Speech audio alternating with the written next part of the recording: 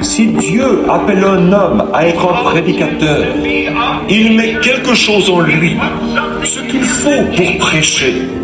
S'il l'appelle à être un docteur, il met quelque chose en lui, ce qu'il faut pour enseigner. S'il l'appelle à être un prophète, il met quelque chose en lui, ce qu'il faut pour voir des visions et pour être un prophète. Dieu équipe toujours complètement son homme. Et c'est exactement ce qu'il a fait quand il a envoyé Moïse en Égypte. Il l'a élevé d'une certaine façon, il l'a instruit d'une certaine façon, et il l'a modelé, et l'a formé, et l'a façonné.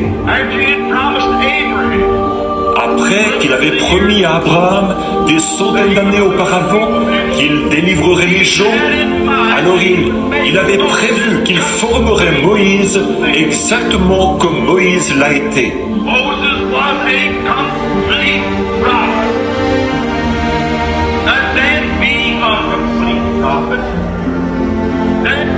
Moïse était un prophète complet. Et alors, puisqu'il était un prophète complet, alors, tout comme vous, si vous êtes un chrétien, Dieu ne fait pas de demi-chrétiens. Dieu fait des chrétiens complets. Dieu ne fait pas de demi-prédicateur. Mais le prédicateur peut être un demi-prédicateur. Et Dieu fait de ses enfants des chrétiens. Mais parfois, ils sont des demi-chrétiens. Seulement, ce n'est pas l'intention de Dieu qu'ils soient comme ça.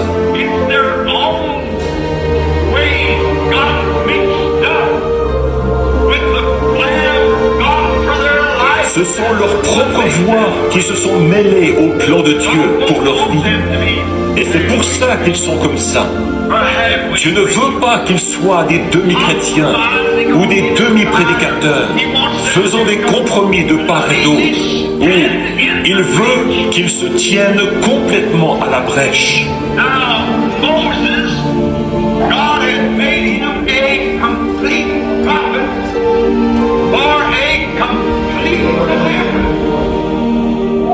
Or Moïse, Dieu avait fait de lui un prophète complet pour une délivrance complète.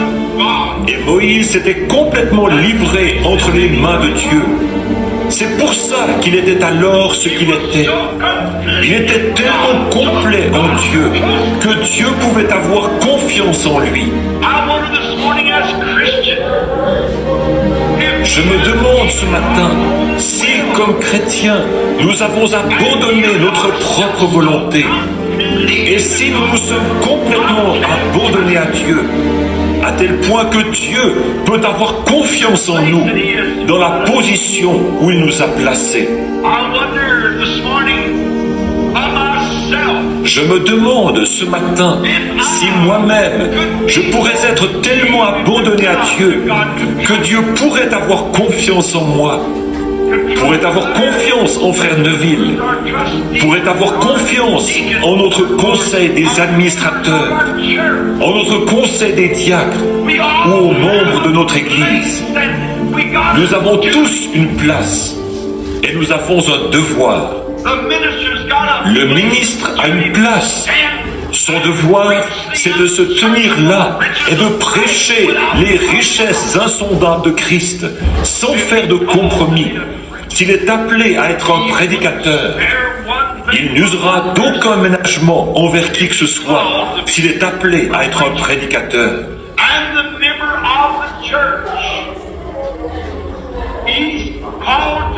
Et le membre de l'Église, il est appelé à être un membre de ce groupe-là.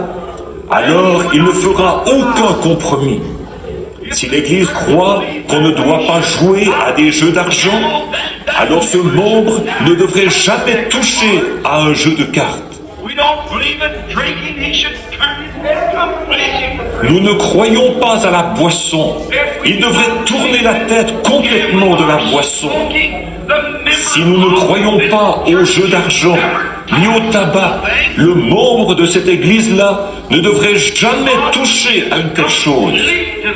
Dieu donne une délivrance complète. completely surrender ourselves to Him. Quand il le fera si nous nous abandonnons complètement à lui, si nous nous remettons complètement entre ses mains, alors Dieu pourra vivre en nous.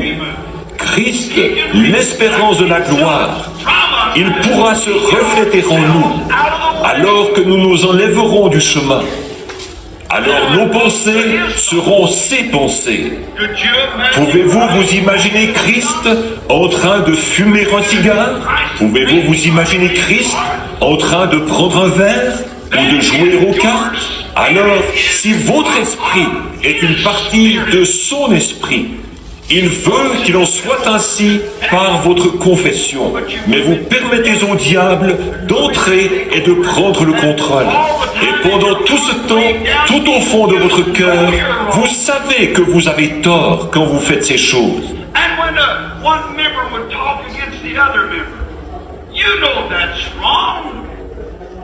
Et qu'un membre dise du mal de l'autre membre, vous savez que c'est mal, ça. Vous avez reçu l'ordre de prier les uns pour les autres. Non pas de dire du mal les uns des autres, mais de vous aimer les uns les autres. Et si quelqu'un est abattu, relevons-le, aidons-le.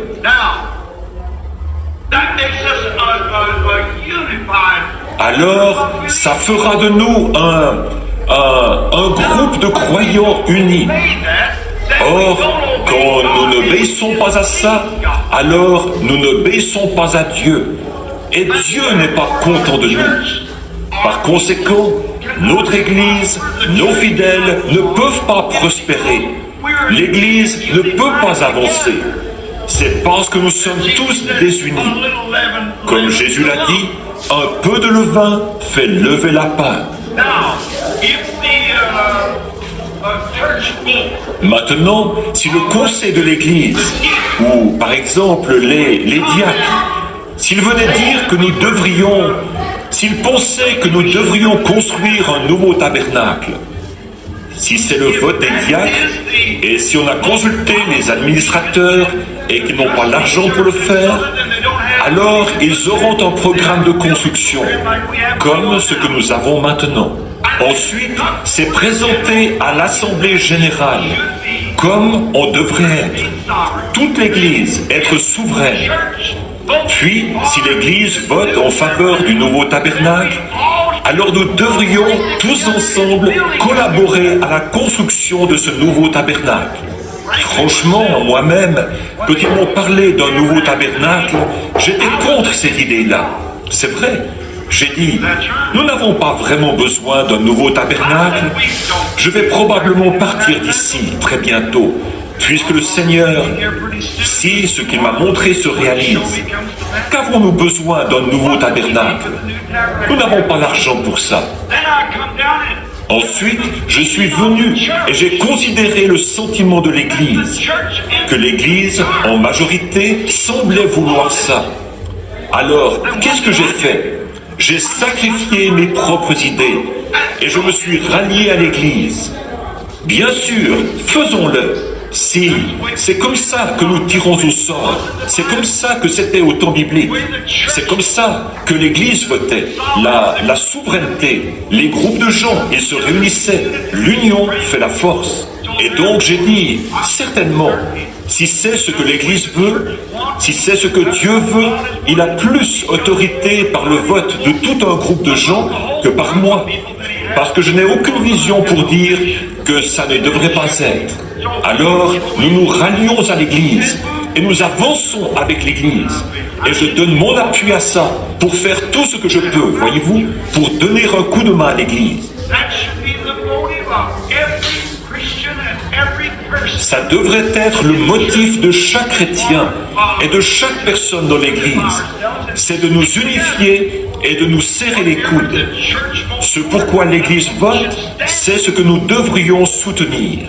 Alors, disons par exemple qu'on veut modifier quelque chose dans l'Église. Eh bien, alors si les administrateurs veulent ça, si quelqu'un d'autre veut ça, les diacres, s'ils veulent modifier quelque chose, on présente ça devant l'Église. Alors, l'Église réunit. Et si notre idée là-dessus semble un peu différente de celle de l'Église tout entière, sacrifions cette idée, parce que c'est le seul moyen par lequel nous pouvons rester unis. Et si cette Église continue seulement à avancer comme maintenant, et si elle s'unit, Dieu, il n'y a pas de limite à ce qu'il accomplira. Si nous nous serrons les coudes, nous devons nous serrer les coudes. C'est comme ça que nous voulons être, tellement complets les uns avec les autres, et alors tellement complets entre les mains de Dieu. Et puis, nous devons avoir un homme dont nous croyons qu'il prêche la parole de Dieu. Si cet homme ne le fait pas, alors prenez quelqu'un qui le fait vraiment. Voilà la position que nous devons avoir.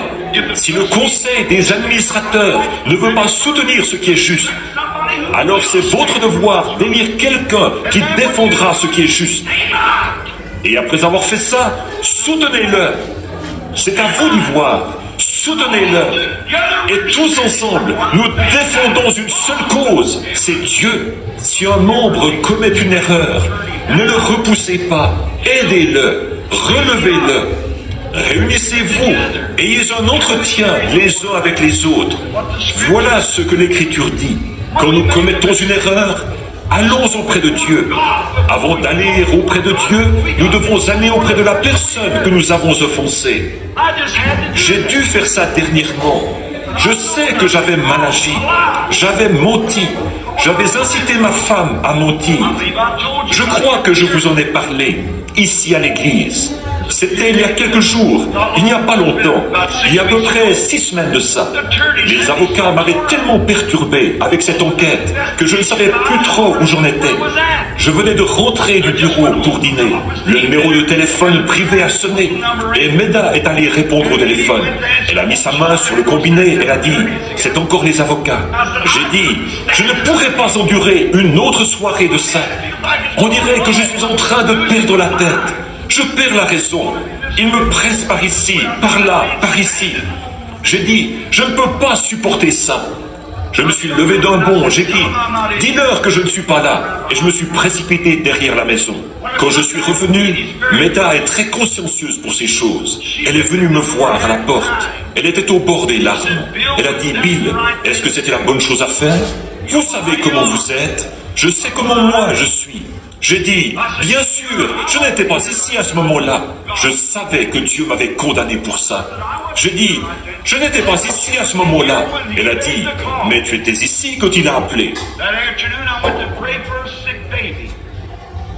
Cet après-midi-là, je suis allé prier pour un bébé malade.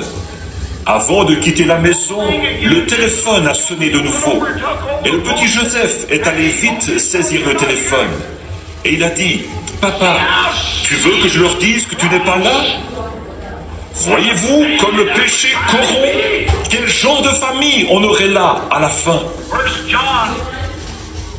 1 Jean chapitre 5 au verset 21 dit, si notre cœur ne nous condamne pas, nous avons de l'assurance devant Dieu. Mais si notre cœur nous condamne, comment pouvons-nous avoir de l'assurance devant Dieu? Nous savons que tant que nous avons un péché qui n'est pas confessé, il ne nous exaucera jamais. C'est fort, mais l'Église a besoin de ces choses. Alors je me suis mis à prier pour ce bébé. Et au moment où j'allais lui imposer les mains, le Seigneur m'a repris. Il a dit, tu as dit un mensonge, tu n'es pas digne de prier pour ce bébé. Je me suis détourné de cet homme. J'ai dit, monsieur, attendez-moi ici. Je dois aller rectifier quelque chose. J'ai appelé l'avocat et je suis allé au bureau. Je l'ai fait venir. J'ai dit, écoutez monsieur, j'ai dit un mensonge. J'ai fait mentir ma femme. Elle a dit que je n'étais pas là. et je m'étais précipité derrière la maison. J'ai confessé ça et je lui en ai parlé. Il s'est avancé et il a mis les mains sur mon épaule. Il a dit, frère Branham, j'ai toujours eu confiance en vous, mais maintenant j'ai plus confiance que jamais. Un homme, il a dit, qui est prêt à réparer ses torts. Je lui ai dit, je me suis mis à prier pour un bébé et le Seigneur me condamnait vraiment dans mon cœur parce que je savais que j'avais mal agi. Alors, le lendemain, ma femme m'a dit, où vas-tu? J'ai dit, à ma caverne. Et je suis allé à ma caverne, au nord de Charlestown, là où je vais depuis des années. J'y suis entré et j'ai prié toute cette journée-là. Oh Dieu, ne me laisse plus jamais faire une chose pareille. Pardonne-moi Seigneur, car au moment où j'allais imposer les mains aux malades pour prier, là j'ai eu la condamnation. Vers 3 heures de l'après-midi, je suis ressorti. Il y a un gros rocher juste là. Je suis monté sur ce rocher et je regardais en haut en direction de l'est, les mains en l'air, je louais le... C'était tellement calme là-bas. Et j'ai dit, Seigneur, si seulement une fois tu as passé près de Moïse, il a dit que c'était quand tu l'avais caché dans le creux du rocher, que ça ressemblait au dos d'un homme. J'ai dit, voudrais-tu le faire de nouveau, Seigneur, pour me faire savoir que je suis pardonné? Et j'ai dit, si tu veux bien m'aider et me mettre quelque chose à l'esprit, j'ai dit, Seigneur, je ne suis pas très fort mentalement, parce que je n'ai pas d'instruction. J'ai dit, et j'essaye de te servir, tu connais mon cœur, et je n'aurais pas dû faire ça. Je ne voulais pas faire ça. On aurait dit que j'étais en train de perdre la tête, tellement j'étais nerveux. Et j'ai fait ça sous l'impulsion du moment, quand Satan m'a pris au piège. J'ai dit, si tu m'as pardonné, alors permets-moi de te voir, Seigneur. Dieu est mon juge, juste à côté de moi, dans un petit coin des buissons. Il y a eu comme un vent qui s'est mis à soulever un tourbillon.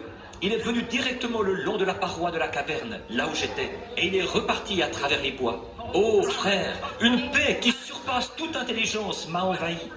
Et j'ai crié, j'ai pleuré, j'ai poussé des cris. Je sais que mes péchés m'ont été pardonnés. Voyez-vous, j'étais désuni d'avec Dieu. Je ne pouvais pas obtenir la délivrance de ce bébé. Et le lendemain même, un homme qui était venu de Chicago, un homme remarquable, un catholique nouvellement converti, les valvules de son cœur avaient enflé comme une chambre à air gonflée. Et on voulait les inciser depuis longtemps. C'est ce qu'on voulait faire, mais il ne le leur permettait pas. Finalement, il a obtenu un entretien. Ces entretiens, on reste là jusqu'à ce qu'on ait découvert ce qui ne va pas. Et cet homme venait à peine d'entrer que le Saint-Esprit a remonté dans sa vie. Et il en a ressorti quelque chose qu'il avait fait quand il était enfant de cœur à l'église catholique. Il a dit, c'est la vérité, c'est la pure vérité. Il a dit, voulez-vous dire que c'était retenu contre moi? J'ai dit, c'est la seule ombre que je vois dans votre vie.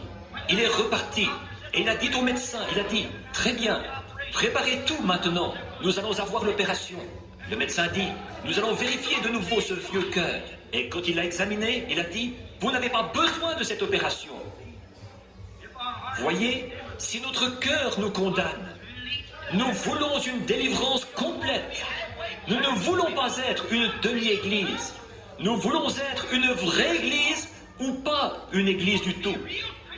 Nous voulons être des vrais chrétiens ou pas des chrétiens du tout. Nous voulons une délivrance totale de nos habitudes, de nos péchés, de nos mauvaises pensées, de nos mauvaises actions, de notre négligence, de tout ce que nous avons fait. Nous voulons une délivrance totale pour que, quand les gens entreront dans cette église, pour qu'on prie pour eux, il n'y ait que ce petit groupe qui ne dépassera peut-être pas 100 ou 200 personnes assis ici, mais ils seront complètement entre les mains de Dieu. Et quand nous prierons, alors Dieu nous exaucera des cieux. Dieu veut quelqu'un qu'il pourra tenir dans sa main, quelqu'un dont il pourra dire « J'ai confiance en lui. Mon serviteur malade que voici, je peux l'envoyer au Branham Tabernacle, à Jeffersonville. Ce groupe de gens-là est d'un même accord. Quelque chose se produira. Eh bien, regardez ce qu'il fait pour nous dans l'état où nous sommes. Qu'est-ce qu'il ferait si nous étions d'un même cœur et d'un même accord? Le seul moyen pour nous d'y arriver, c'est d'unifier nos cœurs dans l'amour fraternel, d'obéir aux frères qui occupent des fonctions dans l'Église, et au pasteur, et le pasteur d'obéir à Dieu. Alors Dieu agit à travers le pasteur, à travers le conseil, jusque dans l'église. Et tous ensemble, nous formons un seul bloc pour le royaume de Dieu. Alors Dieu exaucera quand nous aurons un groupe unifié. Ne laissez rien vous nuire. Ne vous effrayez de rien. Or, voilà le genre de personne que Dieu a destiné à prendre le pays. Moïse était complet. C'était un homme qui ne faisait pas de compromis. S'il y avait du remue-ménage, des querelles et autres, il ne faisait pas de compromis. C'est ce que Dieu veut de nous maintenant. Pharaon voulait consentir. Il a dit, Moïse, vous pouvez tous partir, mais alors laissez vos enfants ou laissez certains de vos troupeaux ici. C'est comme ça que le diable veut qu'un chrétien vienne. Il n'y a pas de mal à ce que tu adhères à l'église, mais ne pardonne jamais à Jones. Il n'y a pas de mal si tu peux y apporter, si tu peux aller. Tu n'as pas à renoncer au tabac, à la boisson, au mensonge, au vol, aux critiques, à la médisance. Tu n'as pas à renoncer à ça. Adhère à l'église, c'est tout. Mais Moïse n'était pas un faiseur de compromis. Il voulait une délivrance complète. Il a dit, nous ne laisserons pas un seul ongle ici. Nous prendrons tout ce qui nous appartient quand nous irons adorer l'Éternel. Voilà comment devrait être l'Église. Nous prendrons la justice, nous prendrons la sainteté, nous prendrons le Saint-Esprit. Nous prendrons un groupe unifié quand nous irons à l'autel. Nous serons un vrai groupe. Nous ne laisserons rien derrière nous. Nous prendrons tout. Il ne restera pas un seul ongle ici. Vous savez, des gens peuvent prier de telle sorte que le diable soit obligé de lâcher prise. C'est comme ça que Moïse et son groupe ont fait. Ils sont arrivés là et ils se sont mis sous le sang. Vous avez remarqué, il n'y a pas eu de délivrance totale tant qu'ils ne se sont pas mis sous le sang. Moïse lui-même, il était unifié à Dieu, mais Israël ne l'était pas. Il y avait encore du péché. Il murmurait contre Moïse et il disait « Pourquoi fais-tu ça? Tu nous attires plus d'ennuis. » En effet, Pharaon doublait la quantité de briques qu'il devait faire et tout. Ça, c'était Moïse. Lui, il était complètement entre les mains de Dieu, totalement délivré de la garde de brebis, pour garder les brebis de Dieu. Lui-même, il était totalement délivré. Mais le peuple n'était pas délivré, parce qu'il y avait encore des murmures parmi eux. Un soir, quand Dieu avait décrété qu'on devait tuer un agneau, un type de Christ, et que le sang a été trempé dans l'hysope, c'est-à-dire une herbe toute simple, ordinaire, humble, et appliquée sur le linteau de la porte et sur les poteaux. C'est là qu'Israël a été complètement délivré, sans laisser un ongle là-bas. Tout ce qui leur appartenait a été délivré. Leur famille, leurs bien-aimés et tout ont été délivrés quand ils se sont mis complètement sous le sang. C'est là que l'Église sera complètement délivrée. Quand tout aura été mis sous le sang, quand vos péchés auront été mis sous le sang, quand votre tabac, quand vos jeux d'argent, quand votre tricherie, quand votre vol, quand votre mensonge, quand tout aura été mis sous le sang, alors il y aura une délivrance totale. Si vous avez fait du tort à quelqu'un, réparez ça. Vous ne pouvez pas apporter ça sous le sang. Ça n'y restera pas. Vous ne pouvez pas l'apporter. Quelque chose vous empêchera de le faire. Quand votre moi aura été complètement, totalement mis sous le sang, il y aura une délivrance totale. Alors vous connaîtrez une liberté que vous n'aviez jamais connue auparavant. Quand tout aura été mis sous le sang, soumis au royaume de Dieu, alors il y aura une vraie délivrance. Jesus was completely, totally man. Right, like a man. He could eat like a Jésus était complètement, totalement homme. Il pouvait pleurer comme un homme. Il pouvait manger comme un homme. Il pouvait être fatigué comme un homme. Il était complètement, totalement homme dans son être physique. Et dans son esprit, il était complètement, totalement Dieu. Alors, il a soumis sa chair à l'esprit qui était en lui. Voyez-vous, il a été tenté de toutes les manières, comme nous. Il était un homme, pas un ange. Il était un homme. Il a eu des désirs et des tentations, exactement comme nous en avons. La Bible dit, il était un homme, pas un ange au-dessus de la tentation. Hébreu 1 dit qu'il a été, Hébreu 1,4 dit qu'il a été abaissé au-dessous des anges. Il était homme, complètement homme. Alors Dieu a pris un homme complet pour produire une délivrance totale. Et il l'a rempli de son esprit. Le Saint-Esprit était en lui sans mesure. Et il a été tenté comme nous avons été tentés. Il était complètement Dieu. Il l'a démontré quand il a ressuscité les morts, quand il a arrêté la nature, les mers mugissantes et les vents violents, quand il a parlé aux arbres et tout. Ils lui ont obéi. Il était Dieu à l'intérieur. Et il aurait pu être un homme, car il était effectivement un homme. Mais il s'est totalement et complètement remis comme homme entre les mains de Dieu pour être au service de Dieu. Et il est notre exemple. Nous sommes des hommes et des femmes. Nous sommes aussi des chrétiens. S'il est notre exemple, remettons-nous complètement entre les mains du Saint-Esprit, afin d'être des sujets du royaume de Dieu. Il était totalement homme, il était totalement Dieu, mais il a abandonné ses parties naturelles et ses parties physiques, sa propre pensée, ses propres actions, ses propres soucis, et je fais uniquement ce qui est agréable au Père. Voilà, totalement délivré des êtres humains. Les sacrificateurs sont venus vers lui. Les grands hommes, ils disaient, « Rabbi, telle et telle chose ». Et ils ont essayé de l'acheter pour qu'il adhère à leurs affiliations et à leur dénomination. Mais il a été totalement délivré parce qu'il s'était confié en Dieu.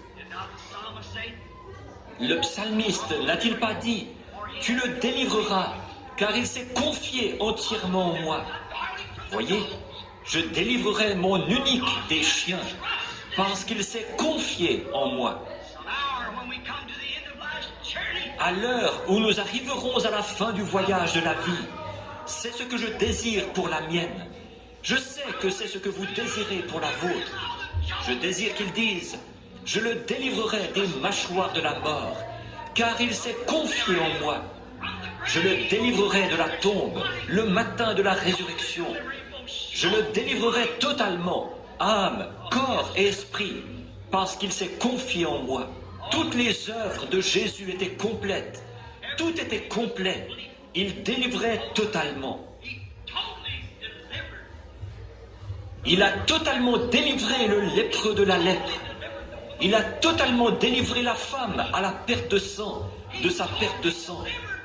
Il a totalement délivré le monde du péché quand il est mort au jour de l'expiation. Il a totalement délivré tout péché. Il a délivré l'Église. Alors, nous n'avons pas besoin d'être des gens qui vivent au-dessous de leurs privilèges. Nous n'avons pas besoin de vivre dans un état de défaite, parce qu'il a vaincu le diable. Et il a pris toutes les dominations et les autorités, et les a assujetties sous ses pieds. Alors, elles n'ont aucun droit légal de régner sur vous. Nous sommes des chrétiens remplis du Saint-Esprit. Nous n'avons pas à laisser le diable nous imposer sa volonté. Christ nous a délivrés, une délivrance totale. Il nous a délivrés du mal, il nous a délivrés du péché, il nous a délivrés des habitudes, il nous a délivrés du commérage, il nous a délivrés des propos injurieux, il nous a délivrés de toutes sortes de saletés. Il nous a totalement délivrés et il nous a mis dans ses saintes mains une délivrance complète, totale. Délivré nos maladies. Il nous a délivrés de la maladie. En effet, nous avons un titre de propriété incontestable qui nous donne droit à ça. Alléluia! Car il a été blessé pour nos transgressions. Par ses meurtrissures, nous avons été guéris. Il est notre guérisseur. C'est pourquoi cette pauvre petite femme, victime de la polio, qui essayait de prendre soin d'un mari qui se mourait du cancer, est entrée dans les sphères de la présence de Dieu. Elle avait la foi. Elle, les médecins avaient fait tout ce qu'ils pouvaient. Alors elle a suivi les instructions de Dieu et elle était totalement délivrée. Les disciples ont eu une délivrance totale, une délivrance absolument totale. Pourquoi? Parce qu'ils étaient complètement et totalement remplis du Saint-Esprit. Quand vous n'êtes qu'un membre d'église qui a serré la main du pasteur ou qui a eu une petite expérience, comme de sauter, de pousser des cris, de parler en langue, ou quelque chose du genre, et vous avez encore de la méchanceté dans votre cœur, des comportements bizarres, de dire des mensonges, de fumer la cigarette, de convoiter les femmes, il y a quelque chose qui ne s'est pas encore produit. Il y a quelque chose qui ne va pas. Car celui qui aime le monde, ou les choses du monde, l'amour de Dieu n'est pas en lui. On vous a induit en erreur. C'est à leurs fruits que vous les reconnaîtrez. Nous voulons tous ensemble nous unifier au Saint-Esprit. Tous les membres devraient s'unifier les uns aux autres. L'amour de Dieu est répandu dans nos cœurs par le Saint-Esprit. Il nous purifie de toute iniquité. Nous sommes délivrés des choses du monde. Jésus a dit, « À ceux-ci tous connaîtront que vous êtes mes disciples, si vous avez de l'amour les uns pour les autres. » Quand un membre aime tellement l'autre membre qu'il donnerait sa vie pour lui. Quand une vilaine chose commence, que le monde extérieur, certaines femmes viennent vous dire « Mais voyons donc ma chère, ça vaudrait mieux pour toi que tu fasses ceci, ou que tu fasses cela, que tu portes ceci, que tu fasses cela, ou que tu fasses ceci, et que tu sors de cette bande d'exaltés, ou ainsi de suite comme ça. » Nous sommes tellement unifiés à Dieu. Vous dites, eh bien, frère Branham, c'est une tentation très forte. Mais c'est pour ça que Christ est mort. Le diable est vaincu. Nous voulons une délivrance totale. Nous voulons une église qui est pure, propre, sans mélange, lavée dans le sang de l'agneau et remplie du Saint-Esprit, avec des signes, des prodiges et des miracles. Délivrer totalement chacun. Dieu bien-aimé, tu n'acceptes que des choses qui sont totalement délivrées. Tu ne pourrais pas recevoir un sacrifice qui a un défaut. Tu ne recevrais jamais la prière d'une personne qui a du péché quelque part dans sa vie. Tu ne pourrais tout simplement pas faire ça, Seigneur. Tu ne l'as pas fait dans les âges passés et tu ne peux pas le faire aujourd'hui. Mais il faut que le sacrifice soit sans défaut. Seigneur Dieu, alors que nous nous déposons nous-mêmes sur l'autel, comme vie sacrifiée, enlève de nous, ô Seigneur, toute tache de péché.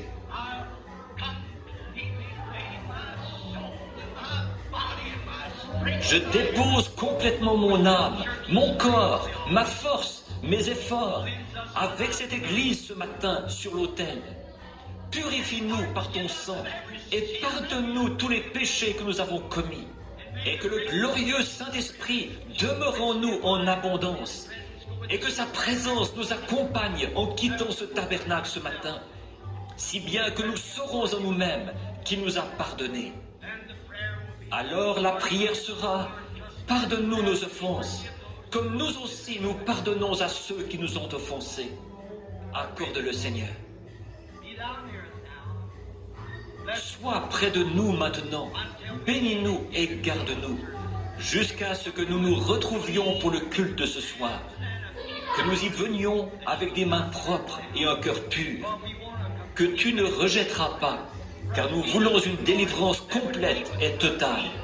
Seigneur, de tout ce qui nous empêcherait d'être la lumière du monde, une lampe qui est placée sur une montagne, non pas sous le boisseau, mais une lampe qui est placée sur la montagne, qui donne la lumière pour guider les pas des gens sur le droit chemin. Accorde-le, Père. Nous le demandons au nom de Jésus et pour sa gloire. Amen.